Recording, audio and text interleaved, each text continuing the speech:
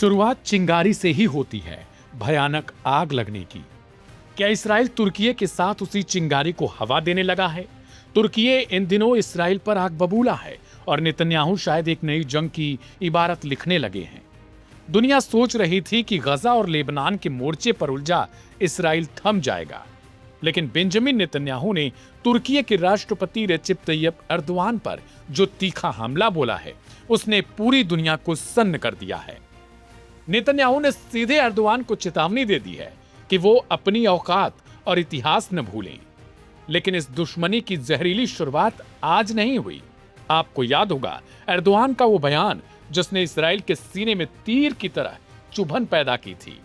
Erdogan ने खुलेआम हुंकार भरी थी कि वे इसराइल को नष्ट करना चाहते हैं और फिर से यरूशलेम और पवित्र अल-अक्सा मस्जिद पर नियंत्रण हासिल करना चाहते हैं। एर्दोआन ने अल-अक्सा की आजादी का नारा बुलंद किया था और खुद को मुस्लिम उम्मा का खलीफा साबित करने के लिए इसराइल के खात्मे की बातें कही थीं। यही वो बयान था जिसने नेतन्याहू को अंदर तक हिला दिया था और इसराइल इस अपमान को भुला नहीं था, वो बस सही वक्त के इंतजार में था। और अब नेतन्याहू ने चुन चुन कर बदला लिया है। नेतन्याहू ने एर्दोआन के यरूशलेम नियंत्रण वाले ख्वाब की धज्जियां उड़ाते हुए कहा, मुझे लगता है कि वे भूल गए हैं, उस्मानी यानी ऑटोमन शासन के 400 साल अब समाप्त हो चुके हैं। आज एक मजबूत इसराइल मौजूद है।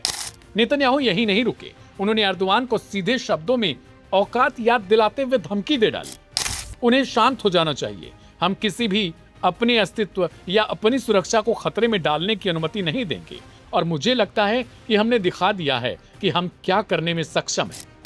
इस बयान से नेतन्याहू ने साफ कर दिया कि आज का इसराइल 19वीं सदी का कमजोर फिलिस्तीन इलाका नहीं है, बल्कि एक परमाणु संपन्न आधुनिक महाशक्ति है। ऐसा इसराइल समर्थकों का कहना है। लेकिन यह जंग सिर्फ बयानों तक सीमित नहीं है, क्योंकि तुर्की भी कोई मामूली देश नहीं है। इसके पीछे एक नया और बड़ा जियोपॉलिटिकल गेम है और वो गेम चल रहा है सोमालीलैंड में। दरअसल तुर्की इन दिनों अफ्रीका में अपनी पैठ बढ़ा रहा है। सोमालीलैंड और इथियोपिया के बीच जब एक पोर्ट को लेकर डील हुई तो तुर्की बीच में कूद पड़ा। उसने सोमालिया के साथ डिफेंस डील की और वहां अपनी नौसेना तैनात करने का फैसला कर लिया। इसराइल इसे अपने लिए एक बड़ी घेराबंदी मान बैठा। इसराइल को डर है कि अगर तुर्की लाल सागर के इस मुहाने पर बैठ गया तो वो इसराइल की समुद्री लाइफलाइन को कभी भी चोक कर सकता है। इसी सोमालीलैंड विवाद ने दोनों को एक दूसरे का जानी दुश्मन बना दिया। जब पानी सिर से ऊपर चला गया तो इसराइली कैबिनेट ने वो चाल चली जो तुर्की के इतिहास का सबसे बड़ा सच बताया गया। इसराइली कैबिनेट ने एक ऐतिहासिक प्रस्ताव पारित कर दिया, आर्मेनियाई नरसंहार को आधिकारिक मान्यता।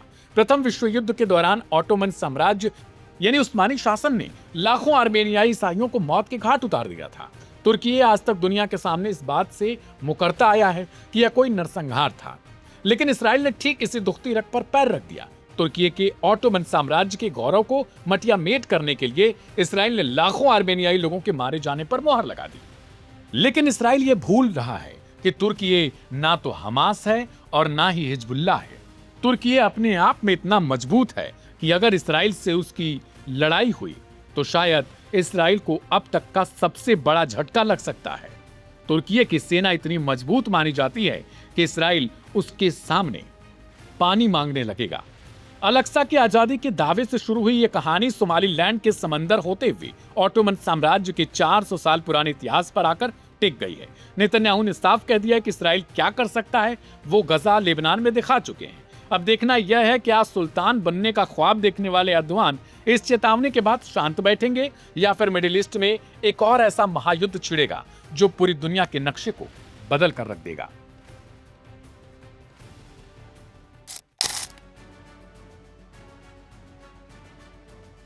दुनिया भर में अमेरिका के 750 से ज्यादा सैन्य ठिकाने हैं, जिनमें 89 बेस सिर्फ मिडिल ईस्ट में मौजूद हैं। लेकिन अब वही बेस जो कभी अमेरिका की सबसे बड़ी ताकत माने जाते थे, उसकी सबसे बड़ी कमजोरी बनते दिखाई दे रहे हैं। लगातार मिसाइल और ड्रोन हमलों, बदलती युद्ध तकनीक और बढ़ते क्षेत्रीय तनाव के बीच अमेरिका अपनी दशकों पुरानी सैन्य रणनीति बदलने की तैयारी कर रहा है। आखिर क्यों बदल रही है सुपर पावर की सोच?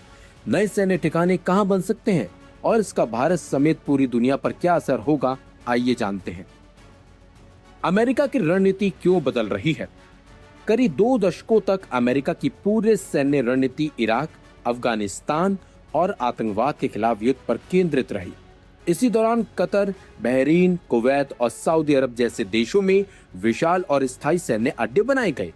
मार्च 2019 से अप्रैल 2022 तक अमेरिकी सेंट्रल कमांड यानी सेंटॉम के प्रमुख रहे general Kenneth F McKenzie junior का मानना है कि मिडिल ईस्ट में बने बड़े और स्थायी सैन्य ठिकाने अब पहले जैसे सुरक्षित नहीं रहे। उन्होंने कतर के अल उदीद एयर बेस को पुरानी सोच का स्मारक तक बताया। यही बेस ईरान के महज 100 मील की दूरी पर स्थित है और लंबे समय से अमेरिका का सबसे अहम सैन्य मुख्यालय रहा। जनरल मैकेंजी के मुताबिक आज के दौर में सैटेलाइट निगरानी, हाई प्रेसिजन मिसाइलें और लंबी दूरी के ड्रोन किसी भी बड़े सैन्य अड्डे को कुछ ही मिनटों में निशाना बना सकते हैं। यानी जो बेस कभी ताकत की पहचान थे वही अब सबसे बड़े जोखिम में बदल गई है। लगातार हमलों ने बढ़ाई अमेरिका की चिंता। ईरान के साथ बढ़ते तनाव के दौरान अमेरिका के कई सैन्य ठिकाने निशाने पर आए। कुवैत के शोइबा पोर्ट स्थित अमेरिकी ऑपरेशन सेंटर पर हमला हुआ। कैम्प ब्यूरिंग को भी निशाना बनाया गया। वहीं ईरान की इस्लामिक रिवॉल्यूशनरी गार्ड कॉर्प्स यानी कि IRGC ने कुवैत और बहरीन में मौजूद 8 अमेरिकी ठिकानों पर हमले का दावा किया। रिपोर्टों के मुताबिक अकेले बहरीन के नेवल सपोर्ट एक्टिविटी बेस को लगभग $400 मिलियन यानी करीब 3,300 करोड़ रुपए का नुकसान हुआ। इन घटनाओं ने साफ कर दिया कि अमेरिका के सबसे सुरक्षित माने जाने वाले सैन्य ठिकाने अभी भी पूरी तरह सुरक्षित नहीं है।